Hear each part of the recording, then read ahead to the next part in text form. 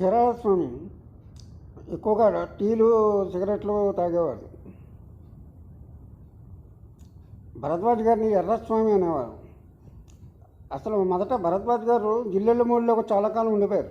జిల్లెళ్ళమూడిలో ఉండిపోతే టైఫాయిడ్ వచ్చింది.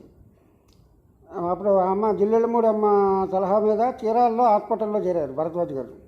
ఆ హాస్పిటల్లో చీరాల స్వామి గురించి ఎవరో చెప్తే విన్నారనమాట. విని ఈయన్ని దర్శించారు.